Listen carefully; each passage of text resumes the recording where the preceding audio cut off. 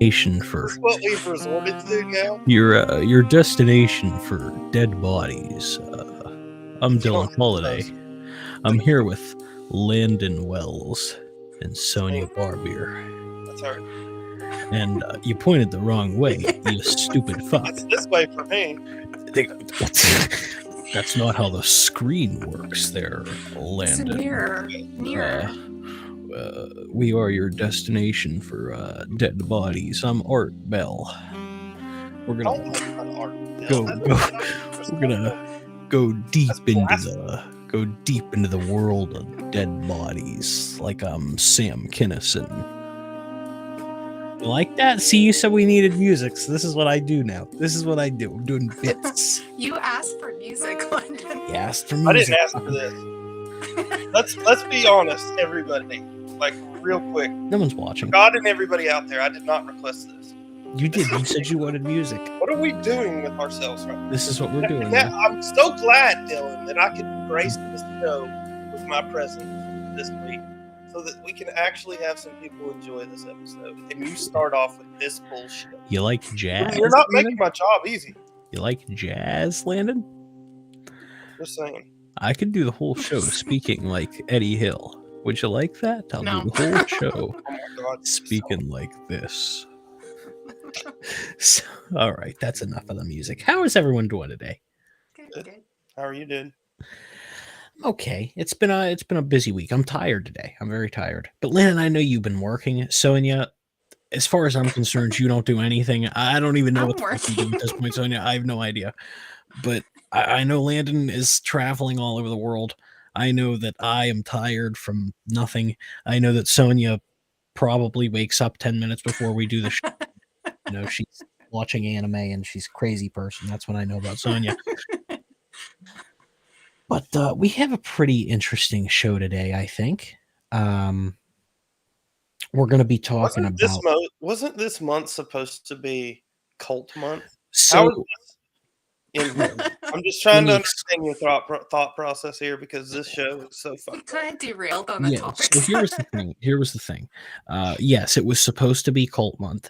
And then I realized, like, man, this is just getting fucking depressing, you know, and not having you on for 2 weeks.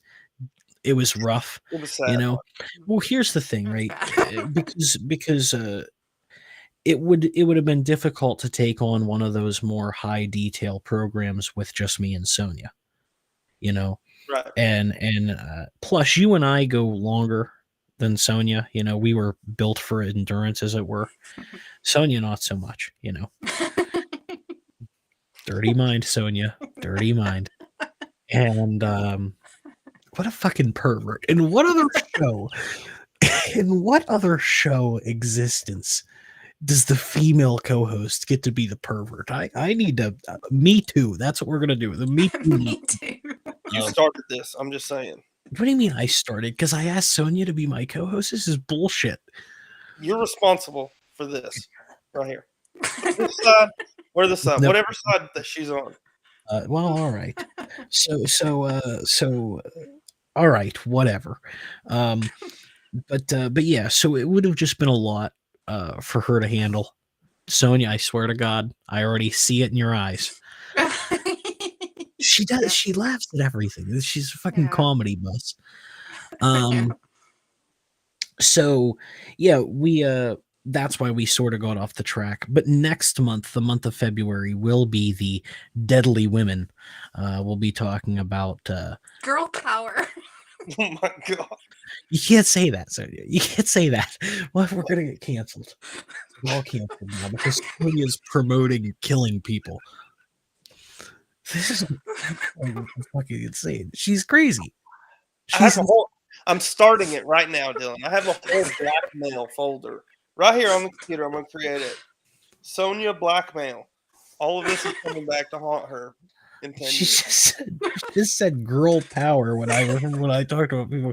So the first week, it looks like we're going to talk about Amy Fisher, and I'm really excited for that one because that's a story that's all over the place. The second week will be off because it's Super Bowl weekend, and then we have some other stories that we'll be doing it the rest of that month. February, I'm looking forward to. I think it's going to be an interesting month. I don't think we've talked about any females. Have we done? No. No, we haven't. Well, there was the show me and Sonia did that no one saw Okay. because there was that show. But other than that, yeah, I don't think we've done any females. So it'll be good to do a month of females, 3 shows, and maybe we'll even get a paranormal guest. So, Landon, I mean, why are we not doing a show on Super Bowl weekend when our show is on Saturday? That's like the Royal Rumble being on Saturday when there's no UFC on Sunday. here's why we're doing that, because I will be away, and unless you want to do a show without me, Okay. you know, Girl it's power. been the precedent. The precedent has been that you guys don't do shows without me. But if you would like for me to give you the login and you can do a show without me, you're more than welcome to do so. Fair enough. I'm just saying the precedent has been that if I'm not here, there's not a show. Okay, fair enough. So it's because I'll break the rules and get him banned off. He already breaks the rules. What am I? At this point, it's I fucking... started it. I totally started it. No wonder. I would like to point out, no wonder the analytics don't push our programs. It's Sonia's fault. Well, again, no, I think it is difficult getting the analytics to push you when all you're talking about is dead people. Like, it really, like, it's fucking depressing, you know? And we definitely don't make any money off this.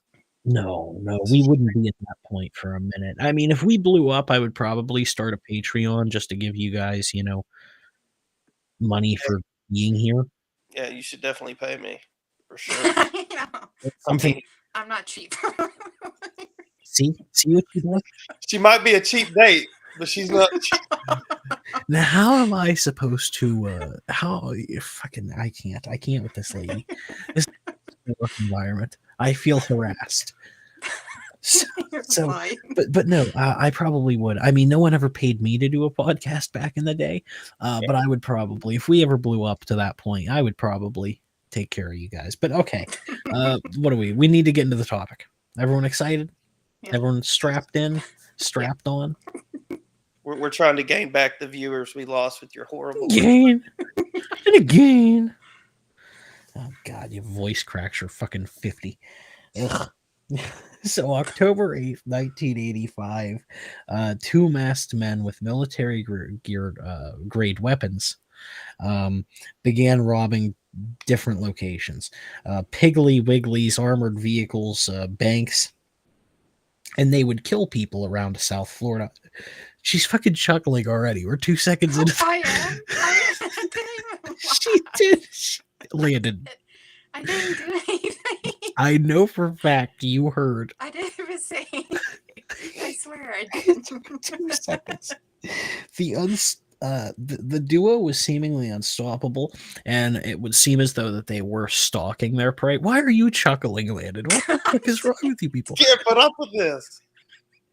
This is out of control right here. No wonder no one watches this. No wonder no one watches this show. So on October 8th, an armored truck was sieged by two masked gunmen. The passenger of the armored truck had gone in to the Piggly Wiggly store. He was doing, the ATM transfer basically, and he came out with the bag of money. And the robbers would basically apprehend him, and the driver of the armored truck would take off because that's policy. So our robbers, who were at this point unidentified, would throw a smoke bomb, and that's how they would escape, which is just hysterical. That's comic booky, Batman throws smoke bombs, but it worked. It worked for them. They didn't get away with too much money. The vehicle that they used would be tracked down. Unfortunately, it was a dead end.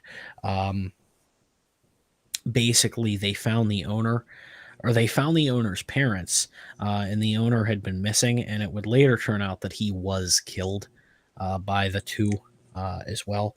But on October 16th, the duo would strike again. This time they would shoot one of the couriers, and he would pass away later due to his injuries, but they didn't get any money. Basically, there was a pretty brief shootout, and they decided to escape instead of really go for the money, which, like, if you kill a guy, if you shoot a guy, like, at that point, to me, you're committed. Like, I don't know why you pull out if you already shot a guy, you know? You've drawn too much attention. But even then, it didn't seem like they cared to be about drawing attention, because they showed up and, you know what draws attention? Two guys in military camo wearing black masks with mini 13s or 14s, whatever Yeah, it is. but shooting is a whole different story. All right, Of you hear that course it shit is. from anywhere. But So, you're in Miami in the 1980s. right. Shootings are an everyday occurrence. We're at the height of the drug wars. I mean, really, this is the time. This is the time to commit crime. These guys could have been geniuses. So they wouldn't do anything for a little while. On November 8th, they would hit a bank, and they would escape with $10,000, which at this point was their largest haul. Basically, they would go into the bank, and like a movie, they would tell everybody to get down on the ground, and they would say, "Hey, like, give us the money." And so they were able to get away with $10,000. And at this point, the FBI had been brought in to investigate, and they started putting pieces together. And what they realized is these guys always robbed during the day. It was normally on a Friday, and like they had definitely had a plan. It wasn't just one of those random sort of like, hey, we're going to go rob somebody, spur of the moment kind of things. Like, they had sat and they had done their homework. And the FBI, Both of these guys are like military trained dudes, right? we'll get to that, but yes, they both had some level of military training. Right. Basically, yeah, these guys were, at the time, the FBI didn't know what to think. They had thought that they were dealing with possible law enforcement, and they were truthfully terrified, because they had learned very early on that these guys didn't care if they took a life. Like, Right. they were not afraid to kill. And they definitely had a plan. So Yeah. they're very systematic with what they were doing. So an hour later during the same day, they would hit another bank doing the exact same thing that they had done. And this time they would get away with $41,000. Witnesses would say that they were certain that these guys were professional thieves. So, like, that should tell you a little bit about the level of what they were doing. It was definitely at a high level. It wasn't just like a, hey, give me all your money. Like, they had a plan.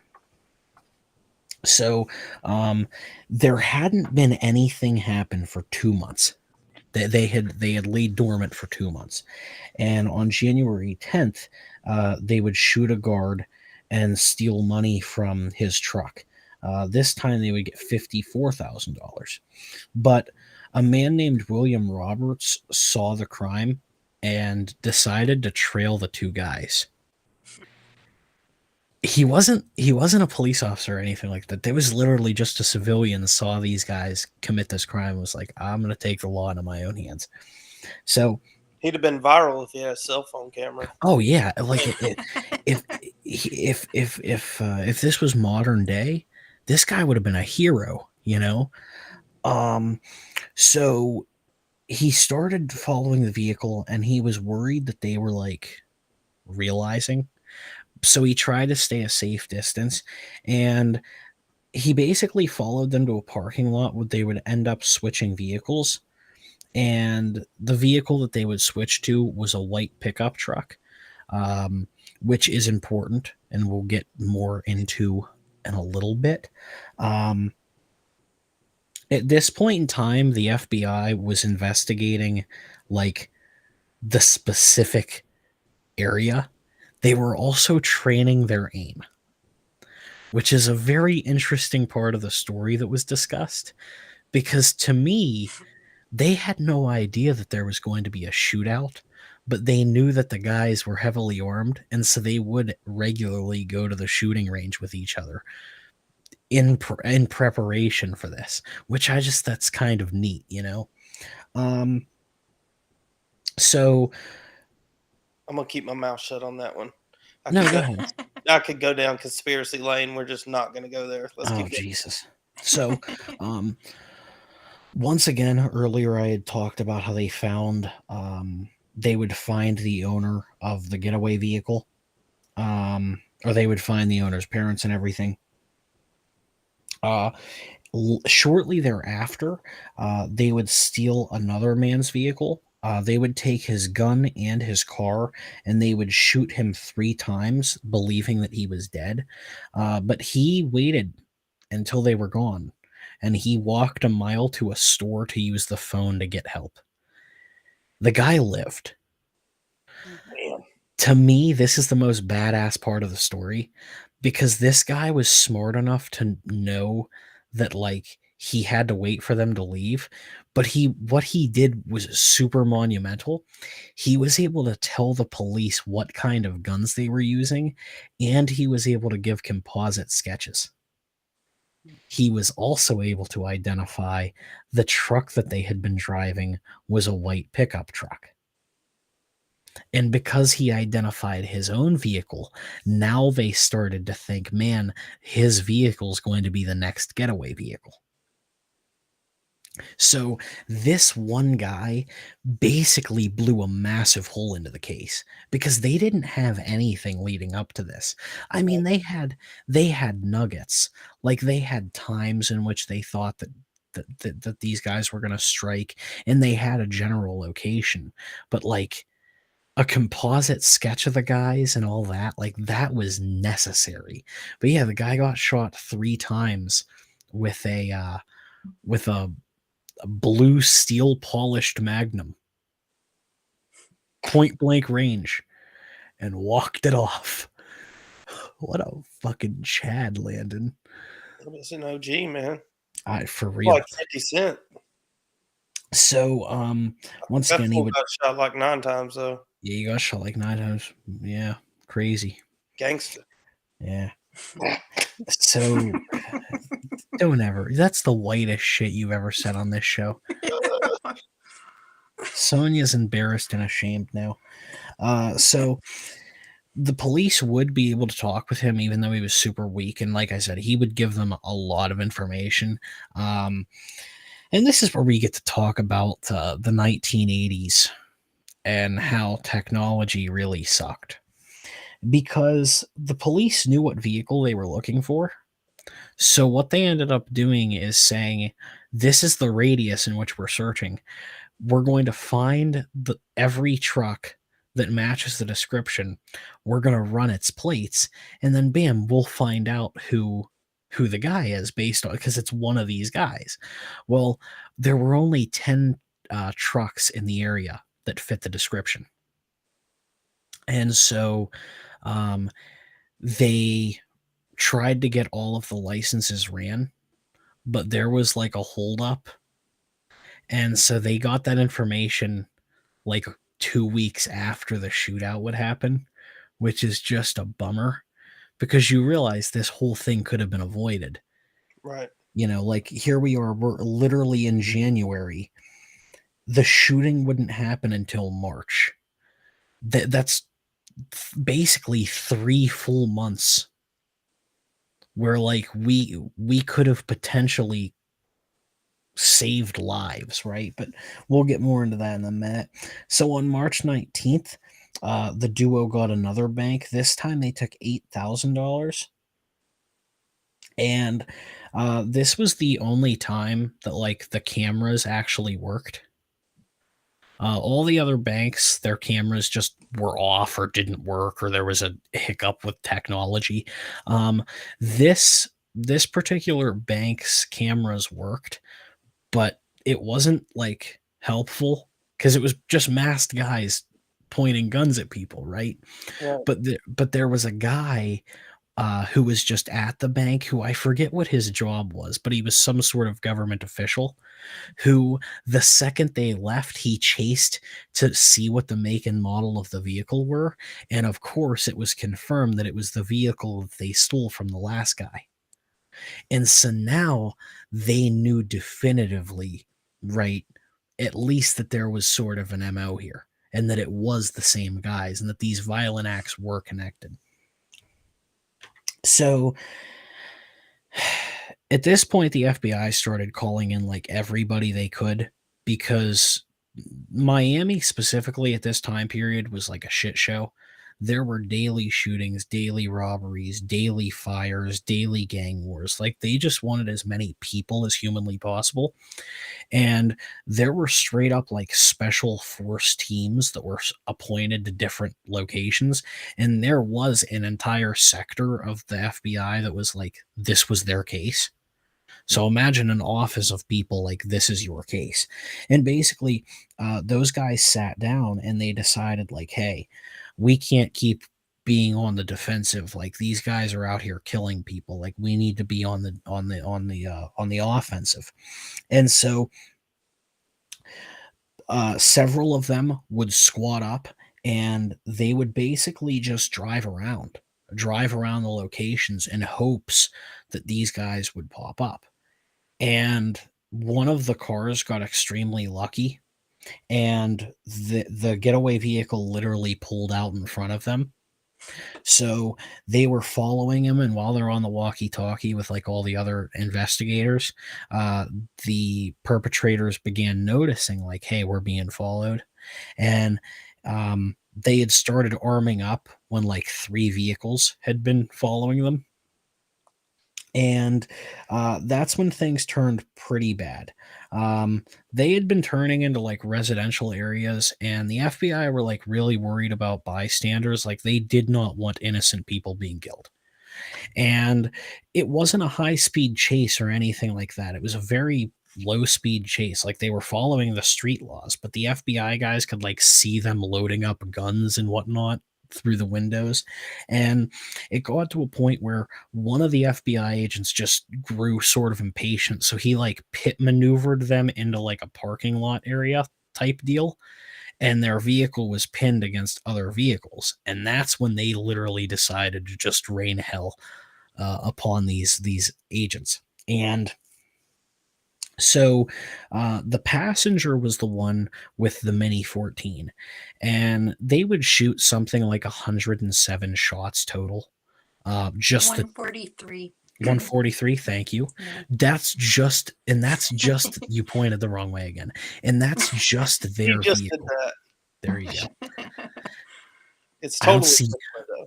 And so that was just their guns, though. That wasn't including the FBI guys. And so that was the Mini 14, and I think there was a shotgun, and I think there was also a Magnum. And so basically, right, this would happen, and there's basically these FBI agents with 38 revolvers, right, are trying to fend off a shotgun and a rifle. And like, they're not doing a good job. Like, a lot of them are getting hit, and they're really struggling. One of them manages to get a shot on the driver, and they hit his neck, and they incapacitate him for a very brief period of time. That gives the passenger enough time to escape, and as he gets out of the vehicle, he's hit, but he gets back up like nothing happened, and he just begins raining hell. He literally shoots like 6 people. The whole time they're shooting at him, he had taken 4 gunshots. And he was just continuously walking towards these officers. Sonia, do you have the exact number of how many? Okay, 5 were injured. 5 were injured and 2 would be killed. So this guy single-handedly injured 5 agents and killed 2 of them. And like the ones that he injured were like badly incapacitated. Like he shot through one guy's neck. He shattered like 2 of their hands. The guy was a menace. He shot one of the guy's groin. Yeah, he shot a guy in the dick, Landon. I mean, that's disrespectful, but he is an expert marksman. I will give him that. No. He was point blank. Yeah, It was close range. He had walked up to the guy, so he had walked up basically to the side of the vehicle and shot the guy's hand, and then when the guy fell down instinctively, he shot him in the, they call it groin, but that's a dick shot. This man's playing Call of Duty. Somebody's out here laughing at this point about his pain. So... Well, he lived. He did live. He gave an interview. Where he talked about the blood and like fucking the poor bastard, man. I couldn't imagine. So basically this single guy wipes out everybody who's capable of fighting. And he's like full-heartedly like, I'm gonna get out of here. So he goes to get into one of their vehicles to like get away. And at this point, the driver of the original vehicle also gets out of the getaway vehicle and gets in with him. Now there's a downed officer who basically realizes, listen, if I don't do anything, they're going to get out of here. So while he's mortally wounded, he picks up a shotgun and with one hand is just shooting into this vehicle randomly. And he doesn't know if like these shots are hitting. He's just desperately trying. Turns Call out of Duty style, just... Well, it turns out these shots were hitting. He had basically shot until he physically couldn't shoot anymore, and another officer had to pull him away and tell him it's over. Like that was how much of in the moment this guy was. Cynthia in the chat, she says, hello, Landon. So, welcome in. So like, yeah, this is absolutely crazy. And it's important to remember these guys weren't identified at this point. So as far as the FBI knew, they just had a firefight with 2 ghosts. Later, we would learn the identities were of Michael Lee Platt and William Russell Matix. They were the perpetrators, and all of their friends said that they were quiet family men and that they had actually owned a business together, like a landscaping business, and that apparently they were both really good dudes. And to this day, we have zero idea why they did this. Like, they weren't said to be strapped for cash. It wasn't like their business was like going under or anything like that. They did both have former military experience, and one of them was actually a military ranger. And so he was, of course, the one with the Mini 14 who was a one-man army. And yeah, it's even said that they had a pact where they would go and kill each other's ex-wives. So like, I guess they were both divorced and they just sort of had agreement, like one was going to kill the other one's ex-wife and the other one was going to kill the other one's ex-wife. And that's really pretty much it for the story. The FBI talks a lot about, there was a whole segment of the clip in which I'm sure Sonia saw, where the guy basically went on this whole little discussion about how it changed the FBI. And basically, like, the FBI carry more high power weapons now, and they have more ammo, and they like have actual plans in place for something like this. And they were actually trained, because prior to this point, the FBI were training themselves. Like, they didn't have like training. This is the reason that the FBI are now like trained professionals. And so that's pretty much the gist of it. I thought that this was a good story to do after we talked about Ruby Ridge last week. Because Ruby Ridge, of course, was another example of people needing to learn, you know, an avoidable situation. Because this, once again, right, this was an avoidable situation. If technology was better, if there wasn't a holdup on the license plate, or on the license rather, this whole situation would have been avoided. And it's like, how does the FBI, even in 1986, how the hell do they have, how can they justify needing to wait 2 months for anything? You're the FBI. Yeah, that's the problem. The FBI sucks. But that's what I'm saying, though. I mean, by today's standards, we think like, wow, we can get virtually anything within 5 minutes. But like, even in 1986, to think that something as simple as like, hey, this is the license plate. We need the number. We need the license that's registered to this vehicle. They had to wait 2.5 months for that. Yeah, that's crazy. That's crazy even for 1986. Now, it was said that there was a delay at the DMV or whoever sent this shit out to them. Like, there was a delay. But, like, once again, 2 extra people were killed. 5 other people were injured very badly. These were people that, for the most part, wouldn't work again because they wouldn't be able to. To my knowledge, only one of the guys went back to work. And in the video, he was wearing a mask. And with the description of like what happened to him, I don't know how they let him continue. Because he got like fucked up. Like his forearm was shattered. Jesus. So I don't know how he got to keep working, but apparently the reason he was wearing the mask and his voice was changed is because he was actively on an infiltration when he did the documentary, which is just an alpha move. Hey, so don't let nothing hold you back. So had either of you guys heard about this story prior to this? No. I had heard something about it. I mean, this is probably back when I went through military training. We went over some like shootings, and I think this was one of them. Yeah, that they had talked about, but I had never really looked too much into it. It's an interesting story. To me, what's interesting about it, what's most interesting about it, is that these were 2 regular guys. Like, of course, they had military training, but their military days were easily 20 years behind them. They were both in their, one of them was like 50 something, one of them was in his mid 40s. Like, these were not 2 young guys. No, I thought they were in their 30s. Maybe. I thought they were in their 30s. One was 30, the other one was like 34 or something. All right, maybe. The pictures make them look old.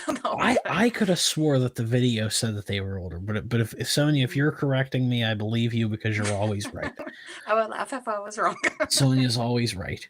But no, I thought that this was a good story to do, given the time. I know we sort of stepped away from Cult Month as we promised to do, but I do promise that next month will be crazy bitches over here on Criminals and Phantoms. Landon, are you excited to talk about some crazy bitches? I mean, like, look, the pool to choose from is very large, so I'm just wondering how you're going to choose. Well, like I said, Amy Fisher's first, and Amy Fisher, for those of you who don't know, is here's your teaser. She is famously the woman who had an affair with a man, walked up to his house and shot his wife in the face in front of her children. And Mary Jo Buttafuoco, who was the wife, would live. And that was in the 90s. In the mid-2000s, Oprah would have her on the show, and Mary Jo would say that she forgave Amy Fisher. By 2009, Amy Fisher would get out of prison, and Amy Fisher was still pretty good looking and still relatively young, because when she shot Mary Jo, she was like a teenager. And so she would get out of prison, and one of the first things she would do is film a porn. Like, well, she needs money. One of the first, she didn't need money though. That's the crazy thing, is like people were sending her money, and while she was in prison, she was still dating Mary Jo's husband. There's a whole lot to this story that we will get into, but there's your teaser, everybody, for the first episode of February. It is wacky. It is crazy. It is insane. And there are a lot of different people and a lot of different opinions and a lot of elements to this story. And Howard Stern's involved. There is some crazy shit that's happening on next episode. Landon, are you excited? That actually sounds very fun. So yeah, I'm down. So Sounds like I better start researching because that's a lot. Yeah, this is one that I think I would implore everyone to do a little bit of work, even if all you do is like go watch the Howard Stern interviews, because there are a couple. There are a couple with everybody involved though. It's very convoluted, and that was literally like 10 years after the original shooting. But I think it'll be a fun one for everyone. Is it lighthearted? In a sense, yes, because nobody died, right? There was someone who was very badly injured, but Mary Jo has forgiven Amy. She says that she's over it. So it is in a way more lighthearted. Plus, we get to talk about porno, which I know is Sonia's favorite pastime. So with that, everyone, final thoughts. Landon, you've been gone for 2 weeks, so it's only fair to start our final thoughts with you. Yeah, I don't have much final thoughts other than I can promise you we will change the intro music before next week. And I apologize deeply to all of you for having to go through that. Sonia, final thoughts? You have to be consistent. You have to be yourself. You have to be committed to what you're doing. And lastly, you have to be not afraid to be ambitious. The look on your face. Here we go. Sad, depressing. We are your destination for death. I'm Dylan Holiday with Landon Wells and Sonia Barbier, signing off. Enjoy your Saturday, and remember, death gets us all. I'm ashamed.